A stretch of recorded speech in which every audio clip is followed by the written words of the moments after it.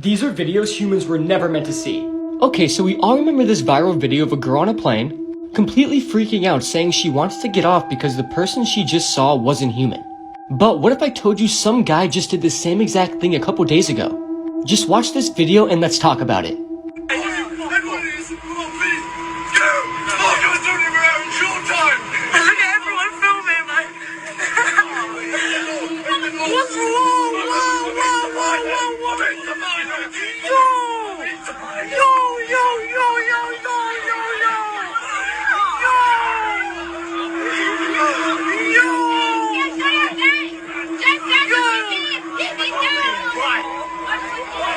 So yeah, that guy claims that he saw a shapeshifter on the plane, and he instantly got up freaking out and tried to open the plane door while they're in the air. This video is absolutely insane, and what's going on recently with all these videos of people on planes seeing shapeshifters and things that aren't human? This horrific shooting took the lives of 3 people, including 2 children. A tragic shooting took place at the end of May this year that stunned Pennsylvania. 2 young boys were innocently playing in their garden with kittens when they were killed by gunfire. The 2 young victims were brothers called Jesus and Sebastian Perez Salome. They were only 8 and 9 years old, and their mum was working at a shop nearby when this occurred. She actually heard the gunshots while she was at work, and she was completely unaware that her boys were anything to do with this. When she found out, she was in complete shock. A 19-year-old called Joshua was also killed in the incident, and he was apparently the target due to an alleged argument. A 33-year-old neighbour was also hit by a stray bullet and had to undergo surgery. Police arrested Ivan Rosero in North Philadelphia. Alex Santos and a 16-year-old male were also arrested. It's believed that the district attorney is seeking the death penalty for the shooters. Everybody needs to watch this video. Okay, so we all remember this dress that broke the internet. Some people think it's white and gold, others think it's blue and black. But the man behind this dress actually has been charged with the attempted murder of his wife. 38-year-old Kier Johnston allegedly committed an 11-year-old campaign of domestic violence actions and control against his wife, all leading up to a moment last March in which he allegedly attempted to kill her by pinning her to the ground and compressing her neck. Kier Johnston has denied all allegations against him at this time, and the attempted murder case will have its preliminary hearing before a trial in 2024. This is actually crazy because this is one of the first things to ever go viral on the internet, and the person behind it was literally just charged with the attempted murder of his wife. So do you think Kier Johnston tried to kill his wife? Or do you think he's innocent? Let me know your opinions on this whole case in the comments, because this is absolutely mind-blowing to me, and I bet it is to a lot of you guys also. And one last time, is the dress white and gold or blue and black? These are videos you need to see before you die. Okay, so did you know when a whale dies, it sometimes falls to the bottom of the ocean floor called a whale fall, and their corpse creates a complex ecosystem for countless deep-sea organisms?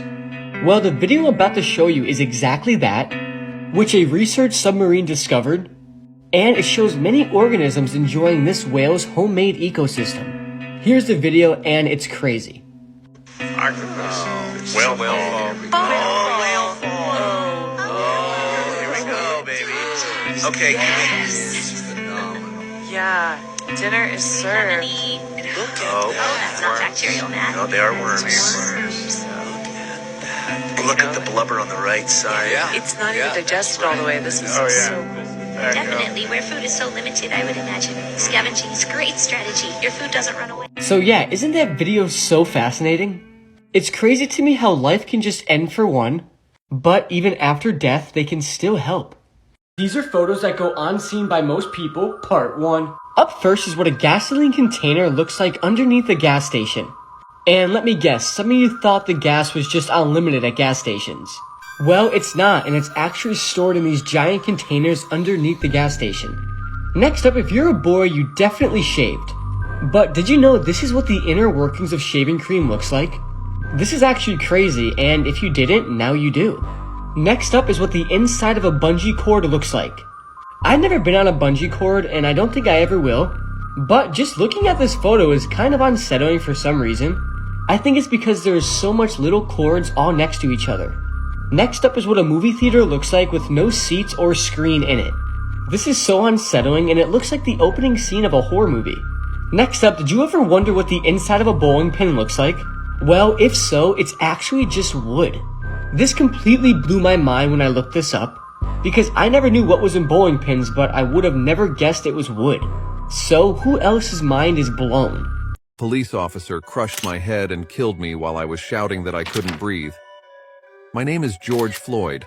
I am a 46-year-old African-American man. It all started when I entered a convenience store.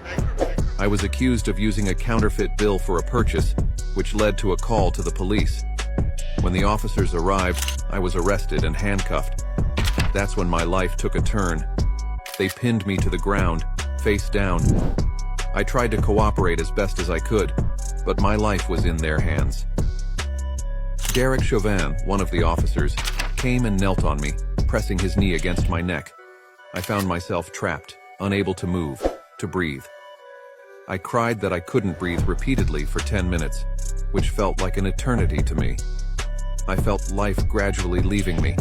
My vision darkened, and I lost consciousness. The last thing I felt was fear and pain, but also a profound sense of injustice. People took to the streets to demand justice for me and to denounce police brutality and the systemic racism that has existed for far too long. Kidnapped and killed many children to eat them. My name is Albert Fish, and I'm an American man who committed atrocious crimes from the 1920s to 1936. One of my most infamous crimes was that of little Grace Budd. I pretended to be a man named Frank Howard and convinced her family to let me take Grace with me to a supposed job. They trusted me. They suspected nothing.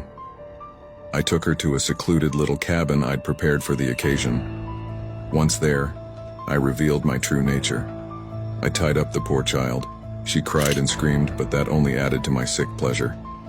I subjected Grace to unimaginable torture, abominable sexual abuse. Her suffering was my delight. After days of terror for her, I finally ended her life. I committed the most heinous act imaginable. I killed and dismembered Grace Budd and ate her body parts. Her mutilated body was an offering to my inner demons. After this horrible crime, I wrote a detailed letter to the Budd family, describing the horror I had inflicted on their precious Grace. Yet this crime was only a small part of all the atrocities I had committed. I was then arrested and confessed all my crimes to the police, leading to my execution in the electric chair in 1936. When this man experienced a break-in, he killed the intruder and then lived with his mummified corpse. Bruce Roberts lived in Sydney, and he was known for being a hoarder. However, no one could have guessed one incredibly disturbing possession he was keeping at his home. Neighbours described Bruce as reclusive. His home was so full of junk that you could not see through the windows. When locals in 2017 hadn't heard from Bruce for a while, they called police to do a welfare check. When police managed to enter the house, they found Bruce deceased inside. However, it would be another year before they realised there was actually another body in the property. Police would have probably found this body if this was a normal house, but this wasn't a normal house. It was actually when cleaners were brought in to prep Bruce's house for sale that they found the other body. This was the body of 39-year-old Shane Snellman. Now, Shane had apparently been released from prison in 2002 and had gone to Bruce's house to rob it for money for drugs. A coroner found that Bruce had shot the intruder, covered his body with a rug, and then kept it in his spare bedroom for 15 years. He ended up using 70 bottles of air freshener to try and hide the smell of rotting flesh. This TV show ended up playing a part in and even filming a deadly shooting. The TV show To Catch a Predator had one aim: to catch online predators. The show aired from 2004 to 2007 and was very successful in terms of ratings. The production company hired actors to play the role of children on the internet and would lure in child predators. Posing as children, they would arrange to meet the adult males.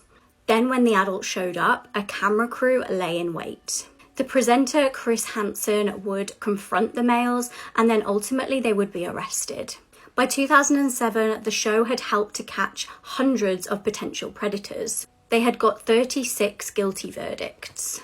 In 2006, Bill Conrad was an assistant district attorney from Texas. His friends described him as reserved and he had never been married.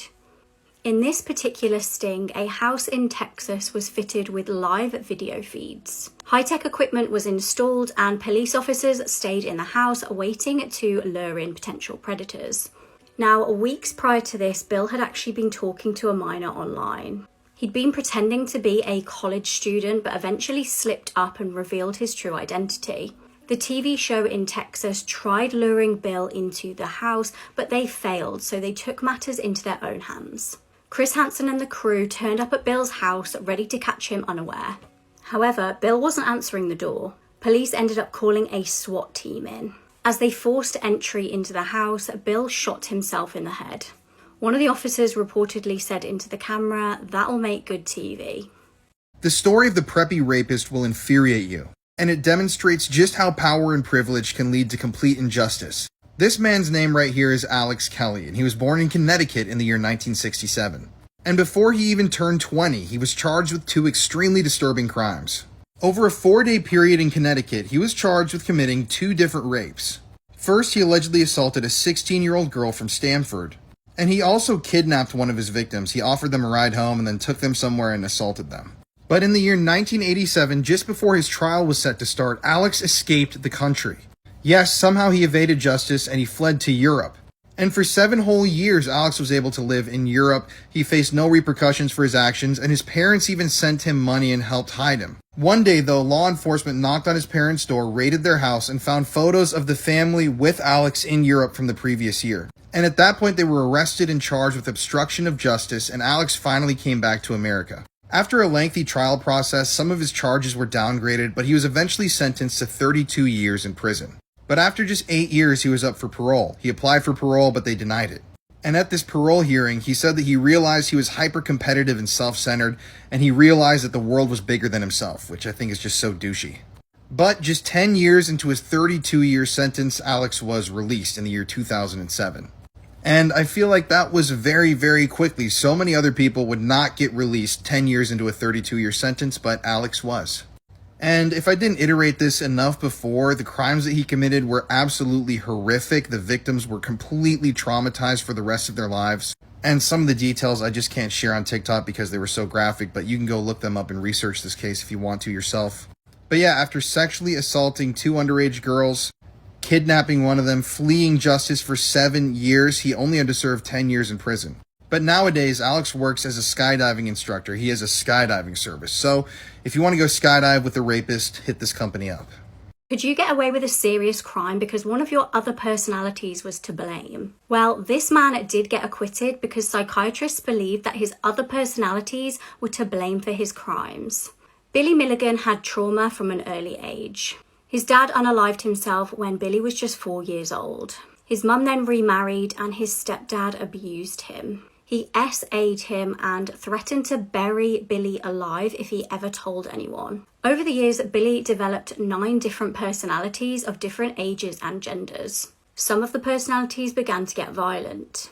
In 1977, Billy threatened a female student with a gun. He lured her into the woods, SA'd her and robbed her. Just days later, he struck again. He attacked a total of 3 women. Luckily, after the 3rd attack, the victim recognised him from police mugshots. Police actually had photos of Billy on file from a 1975 robbery. Billy was arrested. Now, police remarked that while he was in custody, sometimes when talking to Billy, it seemed like you were talking to different people.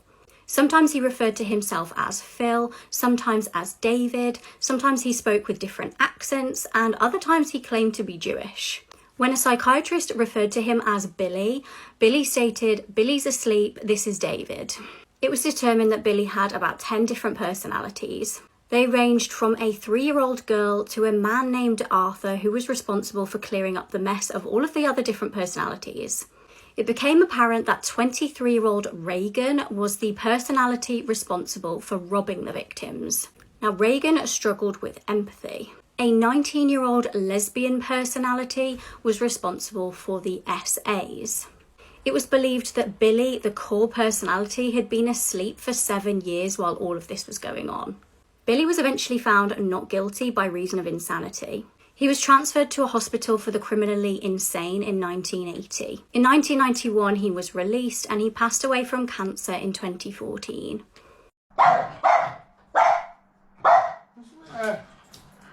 What? Nothing there, mate. Nothing there. What? There's nothing there. Groomed by a man more than 3 times her age, Kellyanne Bates was only 14 when she met the man that would end her life in what still remains one of the most horrific murders in the UK. Quick trigger warning, some of the details in the video are quite graphic and hard to listen to. James Patterson Smith was an extremely violent man. On the outside, he looked perfectly normal and was actually described by friends as well-groomed and house-proud. He'd been in a few relationships before meeting Kelly, but they'd all ended due to his violent temper. He'd even tried to drown 2 of his previous girlfriends. And at the age of 46, he met 14-year-old Kelly while she was babysitting for some of his friends. Their relationship was kept a secret by Kelly and James for 2 years, but at the age of 16, when she left school, she moved in with him. When Kelly's parents finally met James, they were shocked by his age, and Kelly's mum did everything she could to try and persuade Kelly to leave the relationship.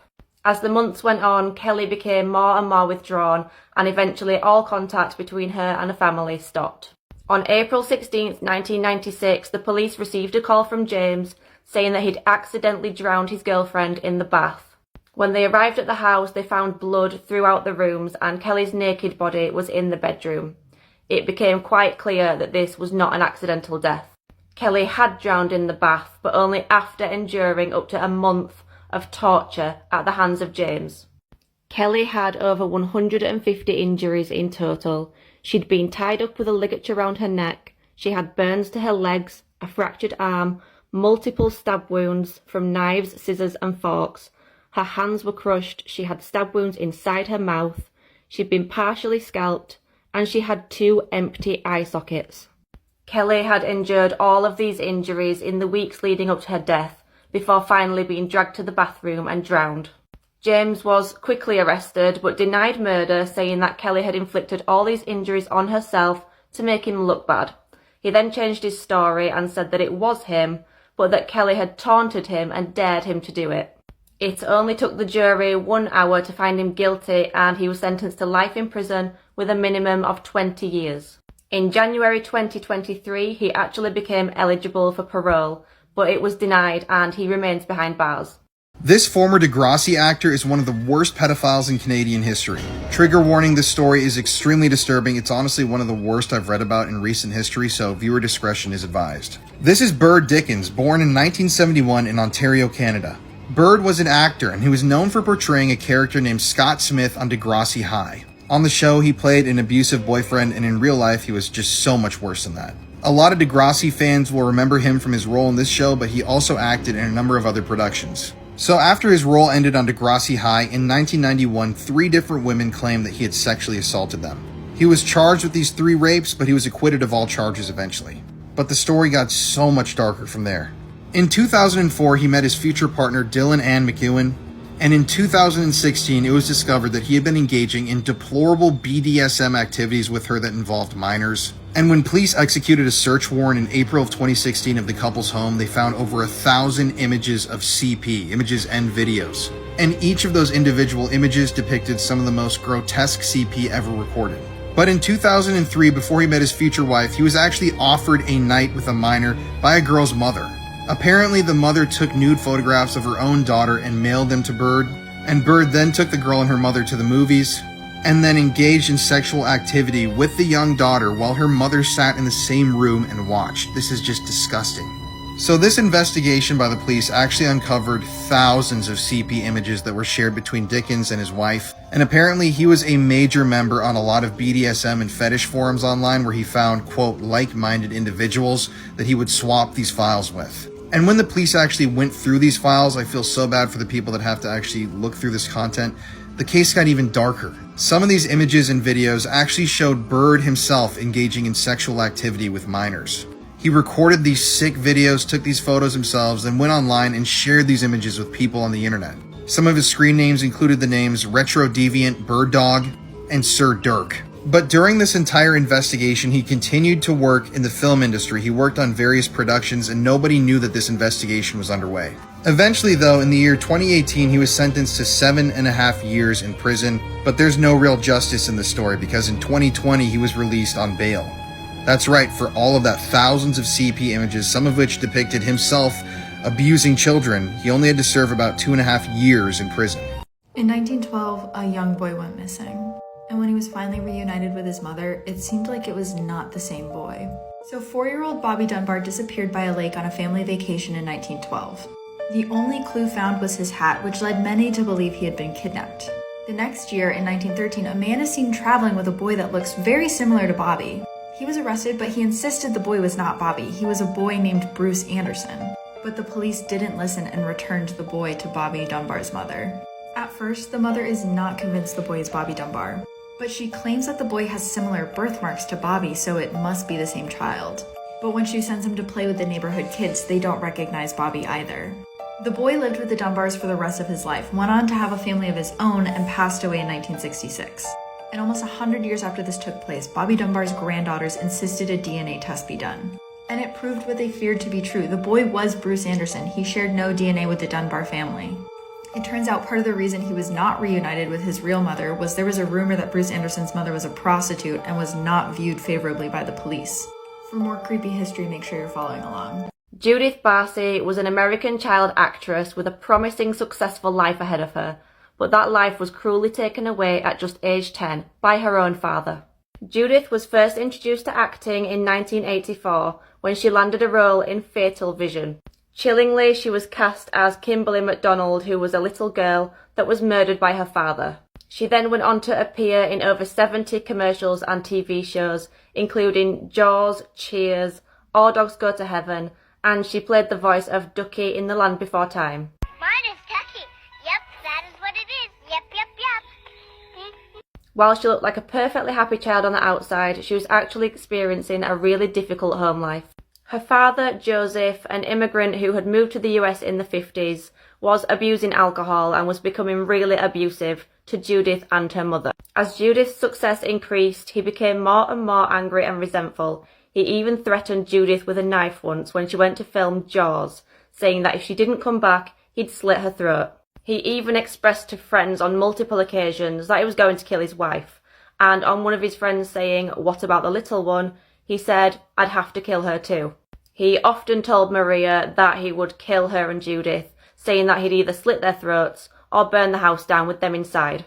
During the abuse in May 1988, Judith actually broke down in front of her agent. She was crying hysterically, saying that she didn't want to go home, and she was referred to a child psychologist. Child Protective Services were then involved after the psychologist finding evidence of severe emotional and mental abuse against Judith. However, the case was dropped after Judith's mother, Maria, saying that she was starting divorce proceedings against Joseph and that she was renting an apartment where she was going to take Judith to safety.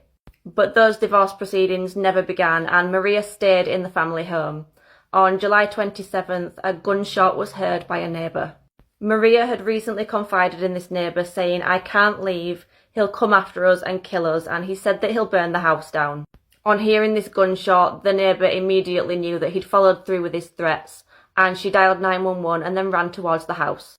Emergency services arrived, but it was already too late. Maria and Judith were both found in separate rooms of the house. They'd been shot and set on fire. Joseph was found in the basement with a self-inflicted gunshot wound to the head.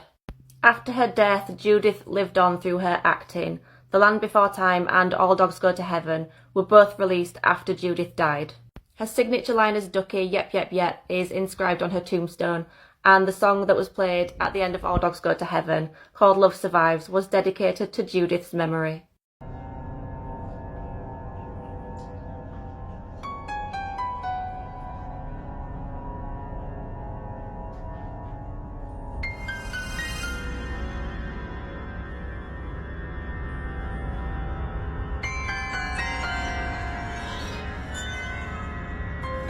Colleen Ballinger, aka Miranda Sings, is allegedly a groomer. But are any of these allegations grounded in reality?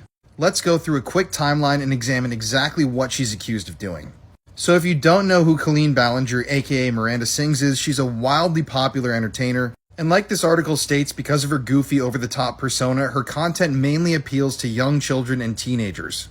That's why these allegations are disturbing.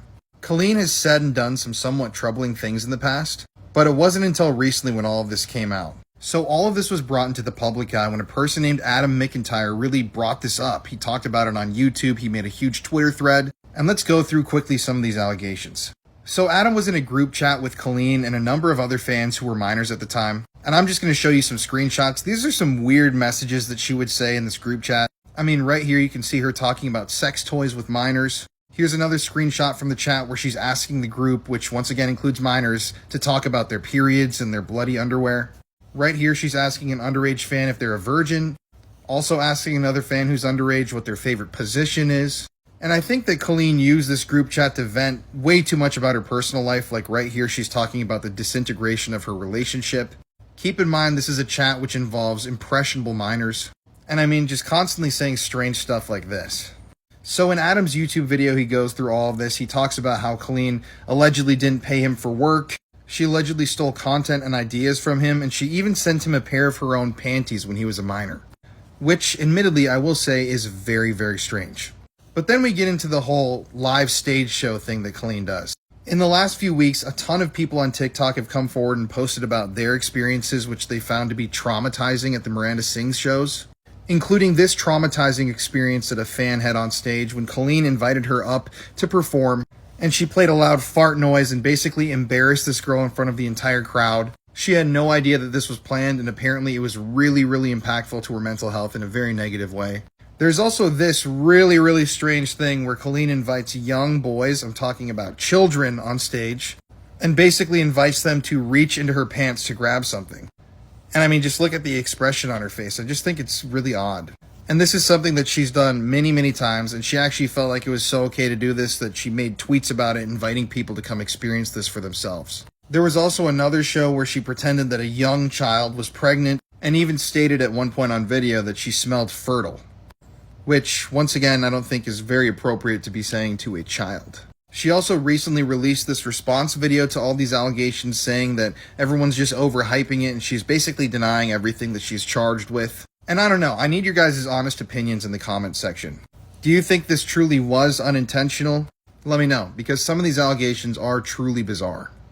So Spotify just released Kim Kardashian's true crime podcast. There's a lot of interesting conversations happening right now in the true crime community, so I have a couple thoughts on this. The series is about Kim Kardashian Esquire diving into the story of Kevin Keith, who has a really tragic story. So in 1994, a masked intruder showed up to a family home in Ohio and shot 6 of the family members, killing 3 of them. Kevin Keith was found guilty of the murders by an all-white jury despite no physical evidence tying him to the crime. He's currently sitting in prison for life without parole. My first impression was that this is such a sad and interesting story, and such a choice for the cover art to be just a photo of Kim. I kind of get it because her face sells and she really wants the story to get out there, but most true crime podcasts have like a photo of the person or of something indicative of the story. So it just kind of struck me as odd the first time I saw it.